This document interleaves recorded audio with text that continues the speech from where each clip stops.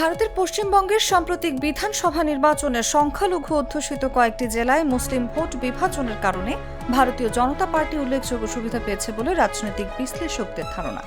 মুর্শিদাবাদ, মালদা ও উত্তর দিনাজপুর এই তিন জেলায় মোট ৪৩টি আসনের মধ্যে বিজেপি এবার ১৮টি আসনে জয় পেয়েছে। অন্যদিকে মমতা ব্যানার্জির নেতৃত্বাধীন তৃণমূল কংগ্রেস পেয়েছে ২০টি আসন। বাকি আসনগুলো গেছে কংগ্রেস, সিপিএম ও আঞ্চলিক দলগুলোর ঝুলিতে। বিশেষ করে মুর্শিদাবাদ জেলায়, যেখানে মুসলিম জনসংখ্যা ৭০%-এরও বেশি, সেখানে ৫টি দলের মধ্যে ভোট ভাগ হয়ে যায়। এর ফলে তৃণমূল কংগ্রেসের আসন সংখ্যা কমে দাঁড়ায় ৯, যেখানে ২০২১ সালে দলটি পেয়েছিল ২০টি আসন। এই জেলায় বিজেপি পেয়েছে ৮টি আসন।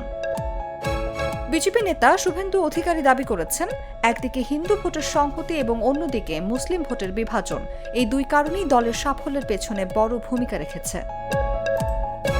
রাজনৈতিক পর্যবেক্ষকদের মতে মালদা ও উত্তর দিনাজপুরেও একই চিত্র দেখা গেছে। মালদার কিছু আসনে কংগ্রেস ও সিপিএম মুসলিম ভোটের একটি অংশ নিজেদের দিকে টানতে সক্ষম হওয়ায় বিজেপি সুবিধা পেয়েছে। উত্তর দিনাজপুরের করণদিঘি আসনেও মুসলিম ভোট বিভক্ত হওয়ায় বিজেপি প্রার্থী জয়ী হন। বিশ্লেষকদের মতে এই ফলাফল পশ্চিমবঙ্গের রাজনৈতিক সমীকরণে বড় পরিবর্তনের ইঙ্গিত দিচ্ছে, যেখানে সংখ্যালঘু ভোটের ঐক্য ভাঙা একটি গুরুত্বপূর্ণ ফ্যাক্টর হিসেবে সামনে এসেছে। গ্লিটারের টুইন লেমন ও অ্যান্টিব্যাকটেরিয়াল ফর্মুলা বাসনকে চকচকে জীবাণুমুক্ত করে আমাদের দেয় গ্লিটার গ্যারান্টি।